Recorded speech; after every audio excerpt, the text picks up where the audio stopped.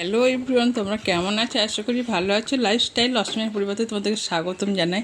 তো আজকে নিয়ে এসেছি ঝিঙে আর মটর ডালের বড়া দিয়ে একটা রেসিপি, পোস্ত, ঝিঙে পোস্ত বড়া দিয়ে। তো এত সুন্দর খেতে হয়েছে, যেটা খেতে ভালো হয় তোমাদের সঙ্গে সেটা শেয়ার করি। যাই হোক, মটরের ডাল ভিজিয়ে রেখে দিয়েছিলাম। এদিকে দেখতে পাচ্ছ কটা মটরের ডালটা একটু পেস্ট করে নেব মিক্সিতে, হাতে বাটতে পারি না, দিয়ে ডাল বাটার মধ্যে দিয়ে দিলাম একটু আদা, একটা কাঁচা লঙ্কা। তাহলে কী হবে, একটু টেস্টি হবে, ভালো লাগবে খেতে।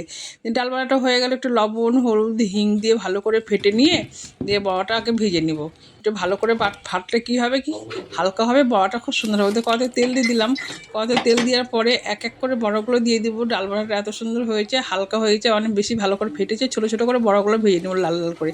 লাল লাল করে ভাজলে তো খুবই সুন্দর লাগে। বাদামি কালার করে ভাজলে কালারটা খুবই সুন্দর লাগে। ঝোলে দিলে একদম বেশ কালারটা এত সুন্দর হয়। যাই হোক, বড়াগুলো একসঙ্গে ভেজে নিচ্ছি।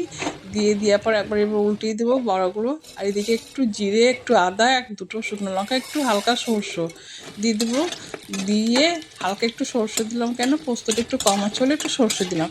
এদিকে দেখতে পাচ্ছ বড়াগুলো বেশ লাল লাল করে ভেজে নিচ্ছি। আর এদিকে একটু জল দিয়ে পেস্টটা করে নিলাম, দিয়ে পেস্টটা করে রেখে দিলাম। এদিকে বড়াটা ভাজা হয়ে গেল। বেশ সুন্দর করে বড়াটাকে ভাজলাম। একটু টাইম নিয়ে ভাজলে কী হবে, কালারটা ভালো হবে, রান্নাটা ভালো হয়, সুন্দর হয়। দিয়ে রেখে দিলাম। এবার বড়াটা সাইডে সরিয়ে রাখবো। দিয়ে কড়াইতে ওই বড়া ভাজার তেলের মধ্যেই দিয়ে দিলাম আলুটা একটু বাদামি কালার করে ভেজে নেবো। তাহলে কী হবে, আলুটা সেদ্ধ হয়ে যাবে আর বাদামি কালার ভাজা হয়ে যাবে, কালারটা খুব সুন্দর হবে। যেহেতু পোস্ত হবে ওর জন্য। দিয়ে আলুটা বেশ বাদামি কালার করে ভেজে নিলাম, দিয়ে তুলে রাখলাম। ওই তেলের মধ্যে দিয়ে দিলাম ঝিঙেগুলো বেশ সুন্দর করে একটু বড় বড় করে কেটেছি। আর লবণ দেবো না, ভাজার সময় লবণ দিলে জল বেরাবে, তখন লাল লাল করে ভাজা হবে না। ঝিঙাটা বেশ সুন্দর করে দেখতেই পাচ্ছ ভেজে নিচ্ছি, ভালো করে নেড়ে ভেজে নিচ্ছি। ভেজে নেওয়ার পরে কিন্তু বড়া ভাজার তেলেই কিন্তু আমি আলুটা ভাজলাম, বড়া ভাজলাম, আমার ঝিঙা ভাজা হয়ে যাবে। ওই তেলেই কিন্তু আমি আজকে রেসিপিটা করবো, অন্য আর বেশি তেল দেবো না, খুব কম তেল মশলাতে রান্নাটা।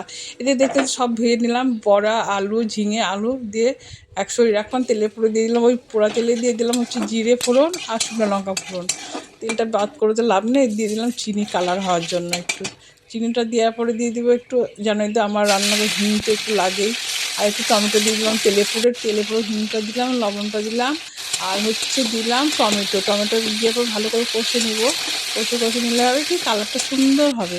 আর যে পেস্টটা আমি করে রেখেছিলাম মশলাটা, একটু সরষে, একটু জিরে, একটু শুকনো লঙ্কা দিয়ে ভালো করে দিয়ে কড়াইতে লবণ, ওই মশলার মধ্যে লবণ দিয়ে দিলাম, একটু হলুদ দিয়ে দিলাম। দেওয়ার পরে ভাজা আলুগুলো দিয়ে ভালো করে একটু কষে নিচ্ছি।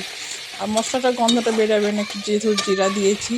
দিয়ে দিলাম ঝিঙে দিয়ে আলু দিয়ে মশলা দিয়ে বেশ কষে নিলে কী হবে, খেতে খুব সুন্দর লাগবে। এবার তেল ছাড়া ভাব হয়ে গেছে, তেলটা পুরো ছিল না, কত সুন্দর হয়ে গেল না কালারটা। তো যাই হোক, এবার জল দিলাম না, খুব একটা বেশি জল দেবো না, খুব কম দেবো না, যেহেতু বড়া থাকবে তো একটু ঝোলটা টেনে নেবে। যাই হোক, দিয়ে সেদ্ধ তো হয়ে গেছিলো, দিয়ে এবার বড়াগুলো দিয়ে দিলাম। কী সুন্দর লাগছে না বড়াগুলো, দেখতে দারুণ লাগছে। আর খেতে এত সুন্দর হয়েছিল, কী বলে, নিরামিষ তরকারিটা আমার খেতে খুব ভালো লাগে। আর একটু ডাল বাটা রেখে দিয়েছিলাম। ডাল বাটাটা রেখে দিয়েছিলাম না কেন, ঝোলটার মধ্যে দিলে পাতলা হবে না, ঝোলটা গাঢ় হবে। একটু ডাল বাটা দিয়ে দিলাম। আর লাস্টে নামানোর আগে দিয়ে দেবো একটু পোস্ত দিলে তো সব জিনিসই ভালো হবে খেতে, তোমরা তো জানোই। তো যাই হোক, আমার এই রেসিপিটা তোমাদের কেমন লাগলো অবশ্যই জানাবে। আর ভিডিওটা কোথা থেকে দেখছো তোমরা অবশ্যই একটু কমেন্টে জানাও, কোথা থেকে আমার ভিডিওটা দেখছো, আমার ভিডিও কেমন লাগে একটু এসএমএস করে জানালে খুব ভালো হয়। এই পোস্তটা দেওয়ার পরে এবার দেখতে পাচ্ছ কালারটা খুব সুন্দর হয়েছে। এবার আমি নামিয়ে রাখবো। নামিয়ে খানিকক্ষণ রাখার পরে বড়াটা দেখতে পাচ্ছ নামিয়ে রাখলাম। নামানোর পরে দেখতে পাচ্ছ খুবই সুন্দর হয়েছে। আর ঝোলটা একটু মাখো হয়ে যাবে, একদম গায়ে হয়ে যাবে।